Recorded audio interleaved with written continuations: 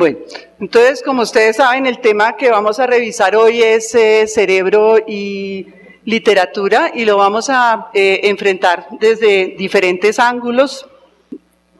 Inicialmente yo les voy a hacer una introducción al tema de cerebro, escritura y creatividad desde la perspectiva fundamentalmente de una neuróloga de Harvard que tuvo la experiencia propia de haber desarrollado una actividad creativa anómala basada en una alteración neurológica. Luego veremos algunos de los escritores con daño cerebral que han sido publicados en la literatura, fundamentalmente inspirados en el libro de los desórdenes neurológicos en artistas famosos y de la neurología del arte.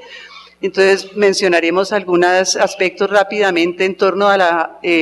lo sucedido a Valéry Larbaud, a Guillaume Apollinaire, a Charles Baudelaire, a Stendhal y a Flaubert, quien a pesar de haber sufrido una alteración neurológica asociada a una epilepsia, no escribe sobre la epilepsia en sus obras. Veremos también escritores que en su obra hablan de alteraciones mentales que normalmente son de origen cerebral, y en particular hablaremos en esta sesión de Gabriel García Márquez. La doctora Diana Matallana, que ustedes ya han tenido la oportunidad de escuchar en otras oportunidades, les hablará sobre Gabriel García Márquez, y hubiéramos querido incluir también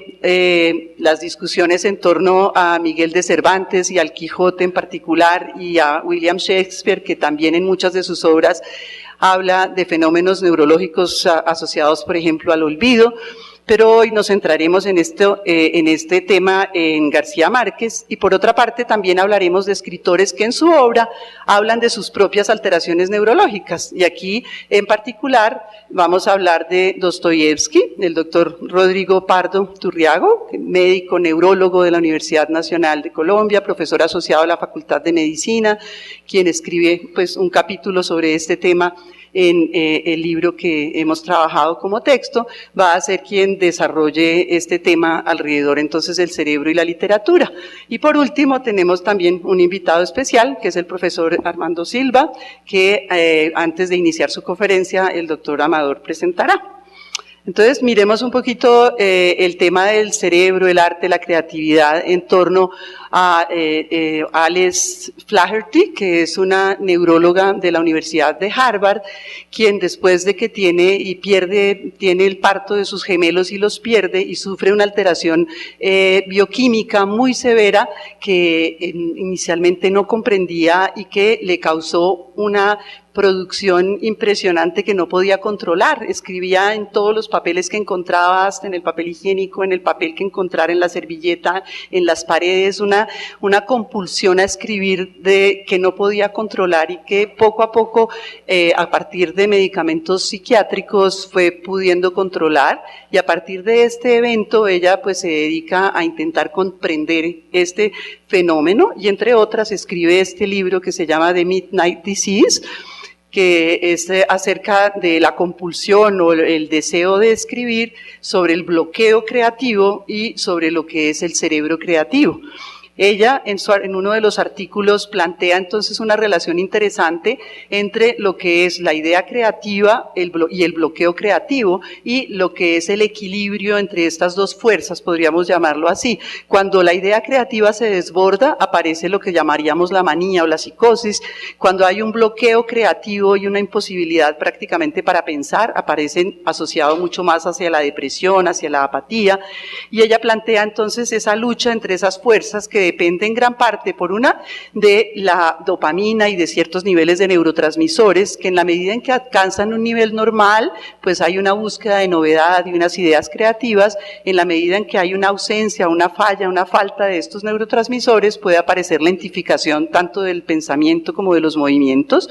Y también aparece una relación entonces entre una anormalidad, digamos, de actividad frontal que llevaría, por ejemplo, a un pensamiento rígido y a una depresión, o a un desbordamiento de la actividad anormal del lóbulo temporal que lleva, por ejemplo, a la facilitación del lenguaje y de las ideas, que también se ha descrito como en algunos pacientes con epilepsia, que tienen esa tendencia como maníaca a escribir, y una hiperoralidad que ha sido descrita en algunos de estos pacientes. Entonces ella en su artículo plantea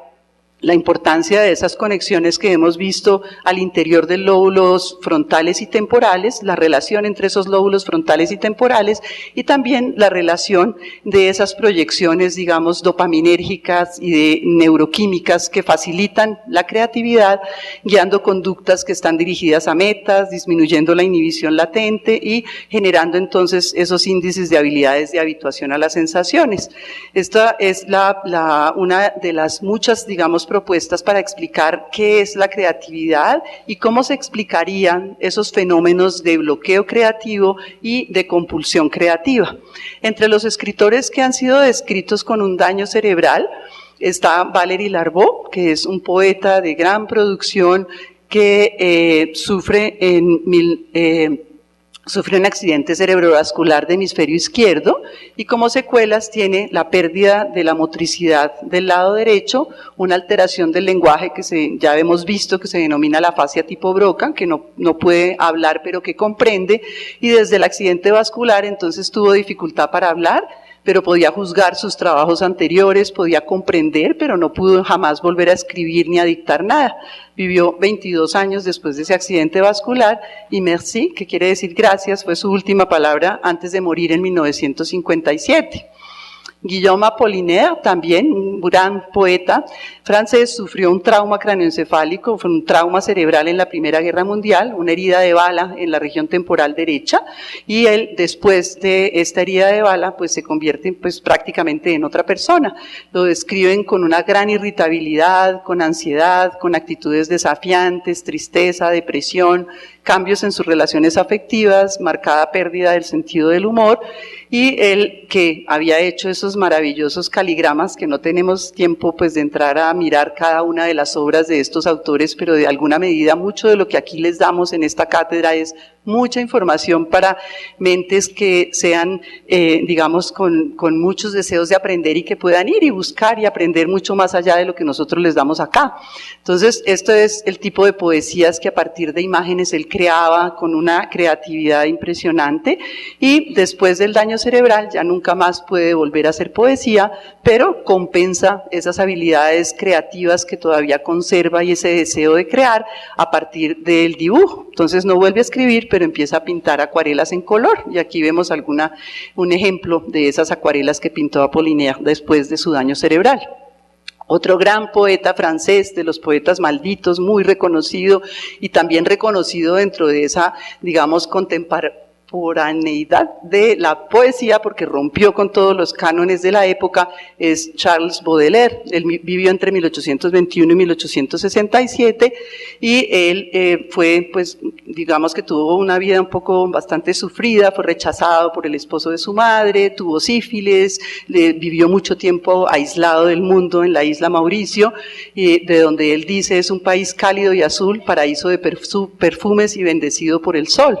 En sus palabras, Baudelaire, al describir esta isla, también dice que guiado por tu perfume hacia deleitosos climas, yo diviso un puerto lleno de velas y mástiles, todavía fatigados por la onda marina, mientras el perfume de los verdes tamarindos que circula en el aire y satura mi olfato, se mezcla en mi alma con el canto de los marineros. Alguien que tenía pues una capacidad de escribir impresionante, pero que de alguna manera ya presagiaba su fin. Él decía, mi padre murió hemipléjico, mi hermano Alfonso murió hemipléjico, mi madre morirá hemipléjica, yo, hijo de un sacerdote, moriré hemipléjico. Mis ancestros insanos y maniáticos, todos víctimas de terribles pasiones, en un apartamento solemne, todos muertos de sífilis, todos tuvieron viruela, todos tuvieron viruela.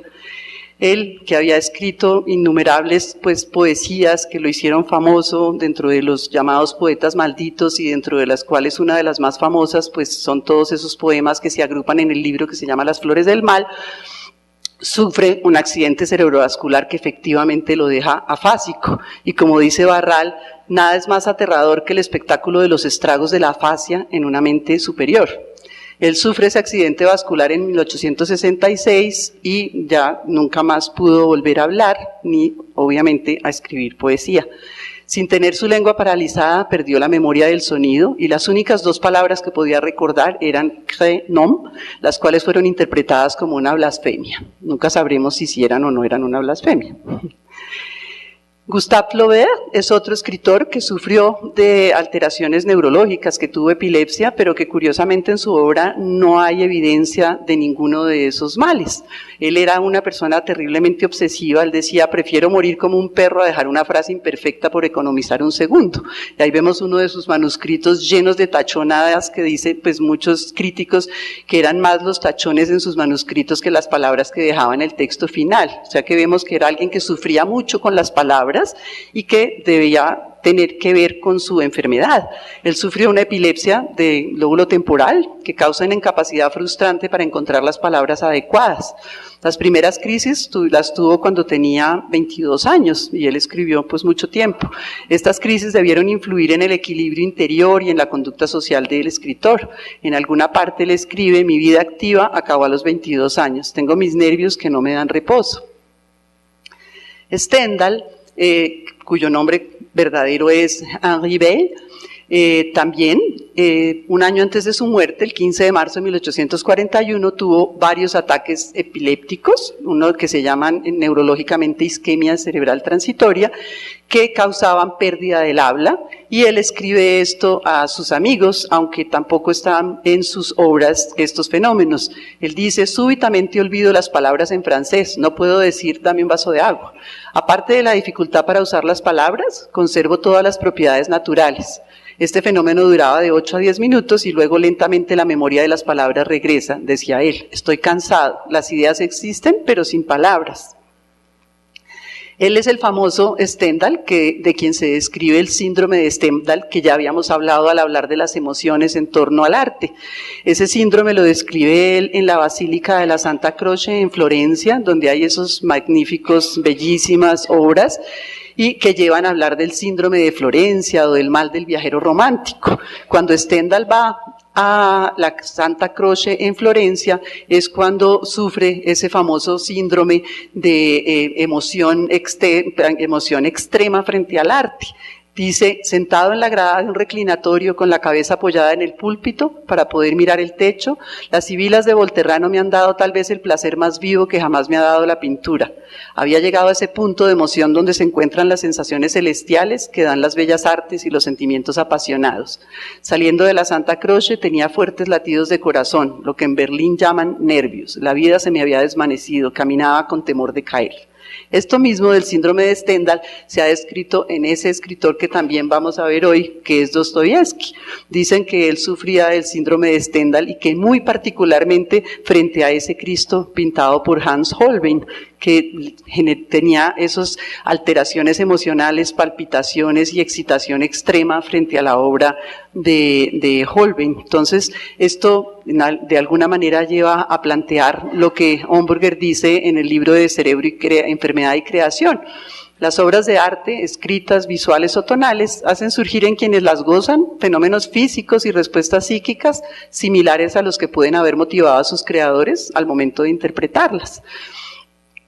Y esto pues sucede en numerosas mentes creativas que se han visto afligidas, por ejemplo, por la epilepsia. Cuando vimos la conferencia del doctor Leonardo Palacios, ya habíamos visto cómo el fenómeno epiléptico se ha visto en muchas obras de arte y cómo pacientes epilépticos pintan sus propias sensaciones frente a la enfermedad de la epilepsia o de la migraña. También en la literatura, entonces vamos a ver algunos ejemplos de cómo ese fenómeno epiléptico se expresa de una manera creativa en la escritura y en diferentes apartes de la literatura, que también llevan a hablar de esa relación que hemos mencionado algunas veces en torno a que no hay grandeza de espíritu sino una pizca de locura. Tanto escritores como pintores como músicos han sufrido fenómenos asociados a epilepsia o a migraña o a fenómenos de tipo psiquiátrico en relación con la depresión y con la manía. Y esto es, por ejemplo, lo que podemos señalar en Edgar Allan Poe,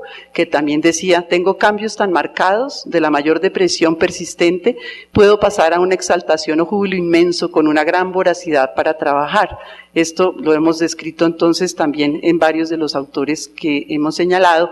y terminamos esta parte de introducción o de señalamiento de algunos de los artistas que han tenido fenómenos de tipo neurológico, psiquiátrico que se manifiestan en su arte, cuando él describe el arte, cuando dice, si se me pidiera que definiera en pocas palabras el término arte, lo llamaría la reproducción de lo que los sentidos perciben en la naturaleza a través del velo del alma. Y eso es un poco lo que veremos hoy en la obra de García Márquez y de Dostoyevsky. Entonces pasemos primero con la doctora Matallana a escuchar qué nos dice García Márquez acerca del olvido y de otros fenómenos neurológicos.